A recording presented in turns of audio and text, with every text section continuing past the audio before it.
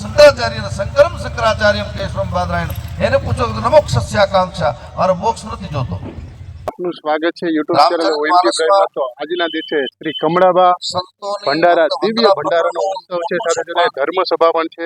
તો આજના દિવસે આ સંપૂર્ણ વિડીયો ધર્મસભાનો તેમજ આ ભંડારાના માણીશો આપ જોઈ રહ્યા છો યુટ્યુબ ચેનલ પર। તો આજના લાઈક અને સબસ્ક્રાઇબ કરવાનું ભૂલતા નહીં। તો માણીએ ધર્મસભા। લોકોને તો મૂળની ખબર જ નથી કે આપણું મૂળ શું છે। રામાનંદી સાધુ હોય, દશનામ સાધુ હોય, માર્ગી સાધુ હોય, સ્ત્રીપાદ, કોઈ પણ સાધુ સાધુ સાધુ છે। અને સાધુતાને જીવંત રાખવા માટે તુલસીએ અદ્ભુત એની વંદના કરી છે। જાનકીદાસજી બાપુ તો વિશેષ રીતે એનો પ્રકાશ પાડશે, પણ જેટલી જેટલી સમાધિ સ્થાનો આપણા છે, આપણા કમિજણાની અંદર ઘોડી પણ પૂજા, પુત્રી પણ પૂજા, કેટલી કેટલી સમરસતા તો ક્ષમતા તો જુઓ તમે સાધુની, કેટલી કેટલી જગ્યાએ આવું બધું ચાલી રહ્યું છે। એક વસ્તુ ધ્યાન રાખજો, સાધુને એની પાછળ મુક્તિ કે એને પાછળ આત્માને શાંતિની વાતો કરવાની, આત્માને શાંતિની વાતો સંસારીઓ માટે હોય, જેની ચિત્તવૃત્તિ, જેની અંદર અને બાહ્ય મન જેનું વિક્ષિપ્ત થયું હોય, એ લોકોની પાસે આત્માને શાંતિની પ્રાર્થના કરવી હોય। સાધુને પ્રાર્થનાની જરૂર નહીં। કમળાબાને મને કોઈ પૂછે કે તમે બાપુ શ્રદ્ધાંજલિ, હું આપું જ નહીં। એને આપણે સમાધિસ્થ મહાપુરુષને આપણે શાંતિ આપનારા કોણ?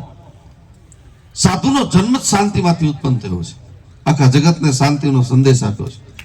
નાનામાં નાનો કોઈ સાધુ ગામડામાંથી લોટ માગીને લાવે, રામરોટી માગીને લાવે, પણ પહેલા પોતે કોઈ દિવસ નહીં કે આ સાધુના દીકરાઓ, એ પહેલા એની માએ એને શીખવાડ્યું, પહેલા ચોરે કે મંદિરે જોયા હો, અતિથિ અભ્યાગત કોઈ ભૂખ્યો સૂતો છે, અને પહેલા એને જમાડો અને પછી પોતે જમે, એવા સાધુની વંદના અહીંયા થઈ છે। એ સાધુનો આખો સમાજ કમળાબાને એના ભંડારા નિમિત્તે જ્યારે ભેગા થયા છે, ત્યારે આપણે થોડું ચિંતન કરીએ આજના દિવસે। મારે ખાલી 5 મિનિટ બોલવું છે, કારણ કે ગળું પણ ખરાબ છે, એટલે પણ બાપુ વિશેષ રીતે આપ સમજો, આપણે બધા સાથે મળીને ચિંતન કરીએ સાધુને શું કરવાનું હોય। 5 વસ્તુથી આપણી સાધુતાને 4 ચાંદ લાગે। 5 વસ્તુનું ધ્યાન, જેને પોતાની સાધુ 24 કલાક સાધુ હોવો જોઈએ, પોલીસ 24 કલાક પોલીસ હોવો જોઈએ, શિક્ષક 24 કલાક શિક્ષક હોવો જોઈએ, ડોક્ટર 24 કલાક ડોક્ટર હોવો જોઈએ, અને ખેડૂત 24 કલાક ખેડૂત હોવો જોઈએ। એ 24 કલાકમાંથી ઓછું કરીને જેને 100 ચાલુ કર્યા 12 કલાકના, એ લોકોએ ભયંકર નુકસાન ભારતીય હિન્દુ સનાતન સંસ્કૃતિને પહોંચાડ્યું છે। સાધુ શું કરે છે? કબીરના શબ્દોમાં, હરી રસ પીવે બીજાને પાય, સાચા સંતો એમ ઓળખાય। બિસના પિયાલા આપ પીવે ને અમૃત બીજાને પાય। ઝેરના પ્યાલા જ્યારે જ્યારે પીવાનો વખત આવ્યો, ત્યારે મારા દેશની મીરાએ પીધું છે, અને જ્યારે અમૃત નીકળ્યું ત્યારે જગતની વચ્ચે વેચી દીધું છે। આ છે સાધુતા। આ જગતમાં જેટલી કોમ્યુનિટી છે, 284 જ્ઞાતિના, તો મારી પાસે ભારતીય હિન્દુ સનાતન સંસ્કૃતિમાં લિસ્ટ છે, પછી એની પેટા જ્ઞાતિઓ તો 1000 ઉપર હશે, પણ 284 જ્ઞાતિ જે શાસ્ત્ર અને બારોટના ચોપડે નોંધાય હોય, એ બધા જ લોકો જ્યારે મૂંઝાય છે, હારે છે, થાકે છે, હાઇપર ટેન્શન કે ડિપ્રેશનમાં આવે છે, ત્યારે બેની મને ભાગે મેળો છે સાધુ પુરુષનો સંગ। એ કોઈ સાધુના શરણમાં જાય અને સાધુ એને ખાલી 3 ચમચી ચણામત, અકાલ મૃત્યુ હરણમ સર્વ વ્યાધિ વિનાશનમ કહીને જાય, ખાલી ચણામત આપે છે, ત્યાં એને મોક્ષના દરવાજા ખુલી જાય છે। આ છે સાધુ। સાધુને તમારી બુદ્ધિની માપપટ્ટીથી માપવાની કોશિશ નહીં કરવી, નહીં તો સાધુતા નીકળી જશે। હાથી ચાલ્યો જતો હોય રસ્તામાં, અને કૂતરા ગમે એટલા ભસતા હાથીના મનમાં ન હોય, એ કોઈ પાછું વાળીને જોવે નહીં। સાધુની ચાલ હાથીની ચાલ જેવી હોય છે। ગંગા સતીથી પાનબાઈથી લઈને મીરા, તુકારામ, નરસિંહ, મીરાને દીવાની કહેવામાં, નરસિંહને નાચ બાર મૂકવામાં આવ્યો। સાધુએ ઓછું સહન નથી કર્યું। આ જગતમાં વધારેમાં વધારે કોઈ સહન કર્યું હોય તો મારા દેશના બધા સાધુ સંતોએ કર્યું છે, અને સાધુ સંતોની સહનતાના કારણે આજ આપણો દેશ મહાસત્તા સુધી પહોંચવાની તૈયારી કરી રહ્યો છે। હું હંમેશા કહું છું કે મોટામાં મોટા સૈનિકો દેશમાં હોય તો 2, એક આપણા દેશના જાંબા જીવાનો -ડિગ્રીમાં અત્યારે આપણા દેશની સીમાડાની રક્ષા કરે, કોઈ વિધર્મી અંદર આવી ન જાય એના માટે, અને બીજા જે મિલિટરીથી લઈને પોલીસ કોન્સ્ટેબલથી લઈને પીઆઈ કે ડીઆઈજી, ગરુડ કમાન્ડો સુધી, ગરુડ કમાન્ડો તો અગ્નિમાં પડવાનું હોય એવી એની ટ્રેનિંગ હોય, એ દેશની રક્ષા ભૌગોલિક રીતે કરે છે, પણ આ જગતમાં તમારા હૃદયની, તમારા મનની, તમારી ચિત્તવૃત્તિની, તમારા પેટની કોઈ રક્ષા દુનિયામાં કરતું હોય તો આ બધા જ મારા સાધુ સંતો છે. સાધુ સંતો સૈનિકથી ઓછા નથી, જેને સંસારના સુખ માટે પોતાના બધા જ સુખો ઉપર પૂર્ણ વિરામ મૂકી અને રાષ્ટ્ર અને દેશ માટે જે લોકો જીવી રહ્યા છે. રામ નામનો સંદેશ લઈને આપણા બધાનું જ ગૌરવ પૂજ્ય મોરારી બાપુ દેશ અને દુનિયામાં જ્યાં જ્યાં મુશ્કેલી પડે ત્યાં સૌથી પહેલો મદદનો હાથ એ તલગાજડાથી ત્યાં પહોંચી ગયો હોય. હમણાં હમાસ ને યુક્રેનનું યુદ્ધ થયું, તમને બધાને ખબર છે. નાના નાના બાળકોને ત્યાં યુક્રેનમાં ઢગલા થતા હતા અને કોઈ લાશો લેનારું કોઈ નહોતું. અને એ વખતે પ્રશ્ન આવ્યો કે આ લોકોને જમવાનું શું? હવે ત્યાં તો આપણી જેમ દાળ ભાત શાક રોટલી તો ચાલે નહીં, ત્યાં બ્રેડ ને એ બધું આપવું પડે. તો દુનિયા આખી વિચાર કરતી હતી, પણ તલગાજડાની બ્રેડ સૌથી પહેલા ત્યાં પહોંચી ગઈ હતી. એ મારે આપને કહેવું છે, લાખો લોકોને જમણવાર આપ્યો 1 વર્ષ સુધી. આ સાધુ જ કરી શકે. સાધુનું જ આ કામ છે, બીજા કોઈનું કામ નથી. કોઈ આયોજન નહીં હોય, કોઈ નેટવર્ક નહીં, કોઈ એટલી મોટી ફોજ નહીં, અને છતાંય સંતરામ બાપુ લીમડી ધુમાડા બંધ કરી નાખે, ક્યારેક 5-10 હજાર માણસને જમાડી નાખે, ક્યારેક આવડા મોટા સમયા કરે. પૂછો કોણ આવે છે? તો મને કોઈ મારી શ્રદ્ધાને પૂછતો, હું પોતે અનુભૂતિ કરી રહ્યો છું. એ સાક્ષાત ભગવાન આવીને કરતા હોય છે. શું કામ? નરસિંહ મહેતા માટે 56 વખત આવે જુનાગઢની અંદર, તો લીમડીમાં અમારા માટે શું કામ ન આવે? આવવું જ પડે એને, કારણ કે આપણે સાધુતાને કલંક નથી, સાધુતાને કે દાગ નથી લાગવા દીધો. 24 કલાક સાધુતાની સાથે એનું ભજન, એનું આખો પરિવાર, એમનું દીકરા દીકરીઓ વહુ બધા જ પણ સાધુ સંતોના સતત પ્રેમ કરીને પોતાની હું ભાણ સાહેબની ફોજમાં છું આ અભિમાન સાથે જીવે છે. એટલે એના ચારે બાજુ ડંકા વાગે છે. અત્યારે અભિમાન નીકળી ગયું. રામચરિત માનસમાં અભિમાન માગનારા ભક્તો મળ્યા, મોક્ષ ને મુક્તિની વાતો મળનાર એક ભક્ત એવો મળ્યો કે ભગવાન મને અભિમાન આપો. લક્ષ્મણજી વિચાર કરે કે શું માગે છે, તને અક્કલ છે? કે હા મહારાજ, મારે અભિમાન જ જોઈએ, બીજું કઈ નહીં. પછી જયારે અભિમાનનું ભાષાંતર કરવામાં આવ્યું, વ્યાખ્યા કરવામાં આવી, ત્યારે કહ્યું અસ અભિમાન જાય જની ભોરે, મેં સેવક રઘુપતિ પતિ મોરે. આ અભિમાન હું આપને વિનંતી કરું છું, તમારા બાળકોને અભિમાનથી જીવન શીખવાડજો કે હું કોણ છું, મારો બાપ કોણ છે, મારી મા કોણ છે, મારો કુળ કોણ છે, મારી પરંપરા કોણ છે, ભાણ સાહેબ કોણ છે. હું એ ફોજમાં જન્મ્યો છું, એટલે મારે ખોટું ખવાય નહીં, ખોટું પીવાય નહીં, ખોટું બોલાય નહીં, ખોટા માણસોનો સંગ ન કરાય. અત્યારે ભારતીય સનાતન સંસ્કૃતિને તોડવા માટે ચારે બાજુ ટોળાઓ નીકળી ગયા છે. એની સામે સાવધાનીનું એક જ પગલું આજ કમળાબાની યાદમાં જ્યારે ભેગા થયા છે, ત્યારે તમે ગૌરવ લઈને અહીંથી જજો. આપણી સનાતન સંસ્કૃતિને તોડવા માટેના આમ રીતસરના નેટવર્કો થયા છે. 2000 વર્ષ સુધી યુદ્ધો થયા, સોમનાથને ભાંગી નાખ્યું, અને છતાંય નક્કી કર્યું કે આ તો બધું આળસ પડીને પાછું ઊભું થાય છે. ભારતમાં એવી શું તાકાત છે? એ તાકાતને ભાંગવા માટે હવે એને નવો એક સ્ટ્રેજ લાવ્યા. ઇન્સ્ટાગ્રામ, વોટ્સએપની ગંદી દુનિયાએ મારા દેશના, ભારતના યુવા પેઢીને આમ ભયંકર મોતની ગર્તામાં ધકેલતા જાય છે. એવા સમયે સાધુ સંતોએ સાવધાન થઈ અને તમે તમારી કથામાં, તમારા પ્રવચનોમાં એકાદશીનો નિયમ હવે નહીં લેવડાવો તો ચાલશે, અને મોબાઈલના ઉપવાસ કરવાનું શીખવાડો. જો તમારી ભાવિ પેઢીને સારી જોવી હશે તો. બર્ગર, પીઝા કે પાણીપુરી કે મંચુરિયન આપણા દેશનો ખોરાક નથી, વિધર્મીઓનો ખોરાક છે, જેની અંદર નોનવેજના સીધા અંદર ટચિંગ આવતા હોય છે. અને એ આપણી યુવા પેઢી જ્યારે ખાય છે ત્યારે તમે સાધુતા કઈ રીતે બચો? આહાર શુદ્ધો સત્વ શુદ્ધિ અને સત્વ શુદ્ધિ ધ્રુવ સ્મૃતિ. જ્યાં સુધી આહાર અને વિહાર શુદ્ધ નહીં થાય ત્યાં સુધી ગમે એટલા સંતરામ બાપુ કે જાનકદાસ બાપુ એનું પ્રવચન કરશે, કલ્યાણ નહીં થાય. તમારું કલ્યાણ ત્યારે થશે તમારા ધર્મની અંદર, તમારા ઘરની અંદર, તમારા શરીરમાં તમે તમારા ધર્મનું અવલોકન કરી અને આચરણ તમે કરો. એનું આચરણ પ્રવચનો તો બહુ મોટા બધા બહુ કરે છે, નથી દીઠી કદી ભૂખ નહીં, અને છતાંય ભૂખ પર બોલે. કદી એકટાણું ઉપવાસ કર્યું ને ભૂખ ઉપર પ્રવચનો આપનાર અમે કેટલા. હમણાં ટાગોરભાઈ હોલ અમદાવાદના એક ભાઈ ગાય વિશે બહુ સારું પ્રવચન કરતા હતા. પછી પૂરું થયું એટલે આપણો તો સ્વભાવ મુજબ હું તો પછી પૂછું કે ભાઈ તમે ગાય માટે બહુ સરસ બોલ્યા, તમે કેટલી ગાય પાડો? ના હું ગાય નથી પાડતો. હવે તું ગાય પાડતો જ નથી અને ગાય ઉપર તને બોલવાનો શું અધિકાર છે? આંગણે એક ગાય ખાલી બાંધી હોય તો ગાની મહત્તાની નથી દીઠી કદી ભૂખને, છતાંય ભૂખ પર બોલે. અનીતિ મેં ભરેલું જીવન સભામાં નીતિ ઉપર બોલે. પરાઈ નારીને દેખી નયન જેના મીંદડાની જેમ આમ તેમ ડોલે, અને સભા મધ્ય ઉભો થઈને પાછો બ્રહ્મચર્ય ઉપર બોલે. કેટલી મોટી ખાના ખરાબી થઈ. અને એવા સમયે આ જિમ્મેદારી યાદ રાખો, એ સાધુ સંતો વધારે બેઠા છે. ભલે અમારા જેમ વિરક્ત નથી, કોઈ ગ્રસ્તમાં છે, પણ સાધુ સંતોની બહુ જિમ્મેદારી. જ્યારે રાષ્ટ્ર ઉપર, દેશ ઉપર, ગામ ઉપર કે મહોલ્લા ઉપર કોઈ જ્યારે મુશ્કેલી આવે છે ત્યારે એનો સીધો જવાબદાર દેશનો સાધુ હોય છે.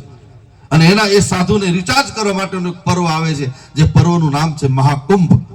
કુંભની અંદર મારા દેશના બધા સાધુ સંતો પોતાની બેટરી રિચાર્જ કરી અને જગ કલ્યાણ માટે પાછા સતત ચરે વેતી એટલે સાધુએ જ આ જગતને બચાવ્યું છે. અને તમારે જો બચવું હોય, તમારા કુટુંબને, તમારા પરિવારને, તમારા મહોલ્લાને, તો એટલું ધ્યાન રાખજો કે આપણે ખોટું ખાવું નહીં, ખોટું પીવું નહીં, ખોટું બોલવું નહીં. આજે તમે લીમડીમાં પહેલા ગોતવા જાવ તો નહોતી જડતી, આજે લીમડીમાં 25 ઈંડાની લારીઓ ચારે બાજુ ઘૂમે છે. ચારે બાજુ નોનવેજના હાટડાઓ ખોલી નાખ્યા. ટીવી અને ચેનલો દ્વારા એવા અપવિત્ર ઈંડાની જાહેરાતો આપી અને નાના ભોળા બાળ માનસમાં માતા પિતાને પણ ખબર નથી. હું વિનંતી કરું, જેના હાથનું તમે ભોજન કરો છો એના કેરેક્ટરની ખબર નથી તો તમારો સત્યાનાશ થઈ જશે. યાદ રાખો, અત્યારે જે રીતનું આખું ફેશન ચાલી છે, જેટલી મોટી હોટલ એટલી જ ગંદકી ત્યાં વધારે હોય છે. યાદ રાખજો.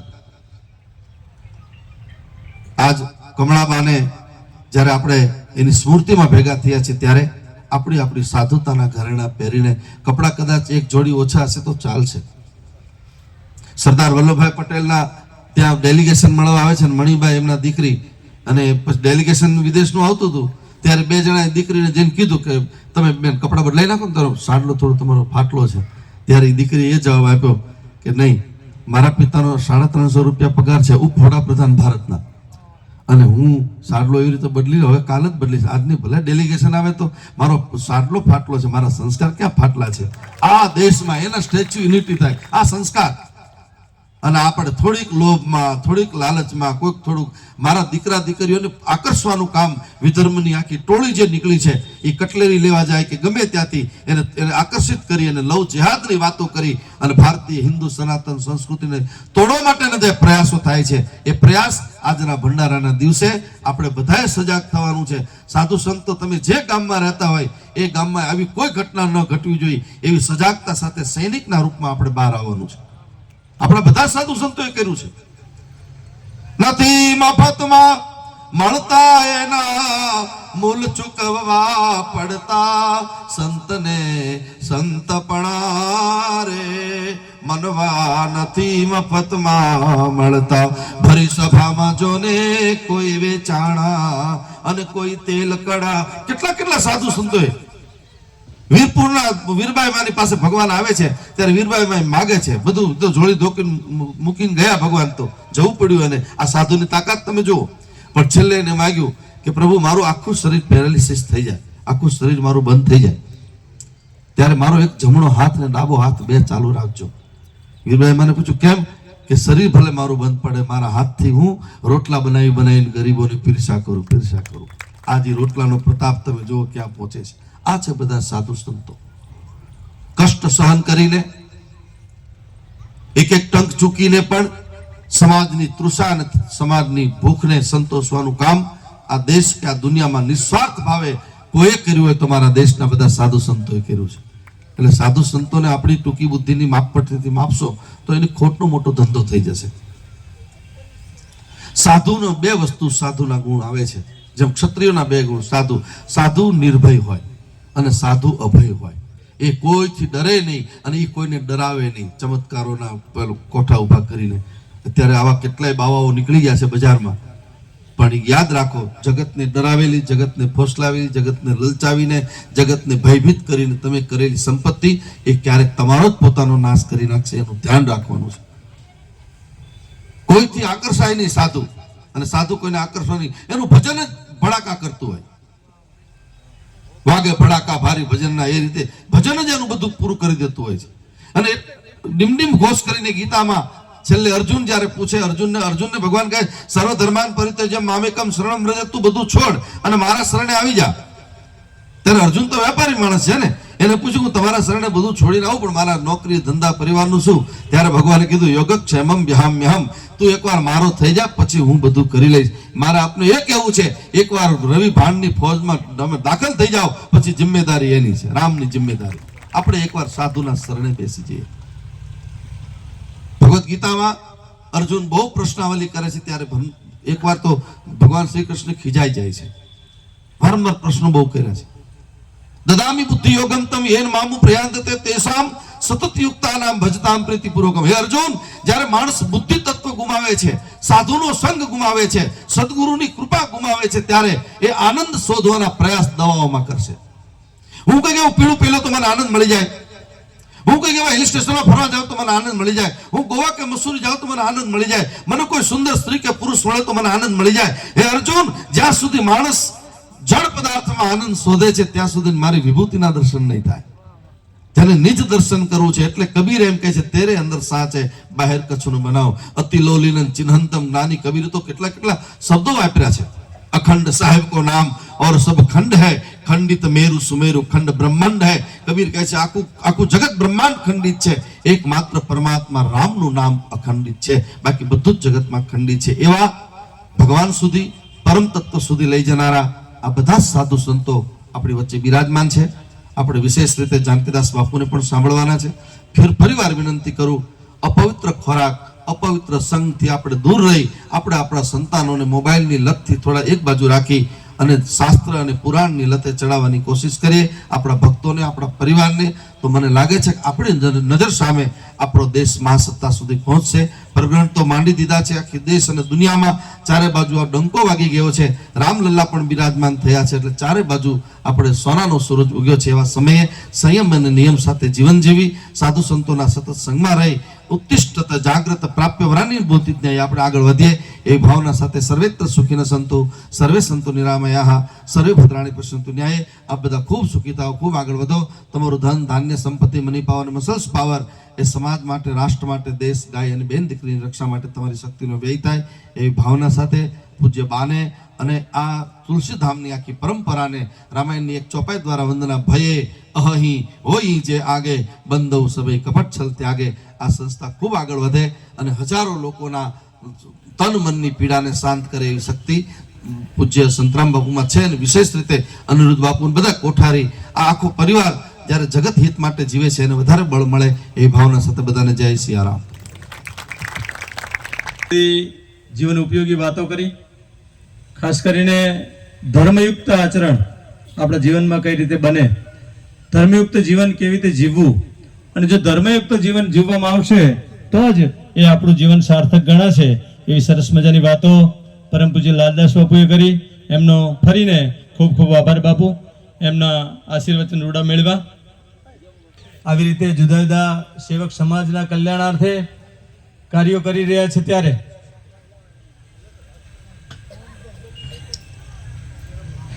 આપણી તુલસીધામ જગ્યા વિકાસ માટે, એના ઉજાગર માટે જેવી રીતે કરશનદાસ બાપુ કાર્ય કરતા, એનાથી સવાયું કાર્ય આજે જ્યારે પરમ પૂજ્ય સદગુરુ વર્ય શ્રી સંતરામ સાહેબ, મહંત શ્રી સંતરામ સાહેબ કરી રહ્યા છે, ત્યારે વધારે કરવાનું બાકી છે.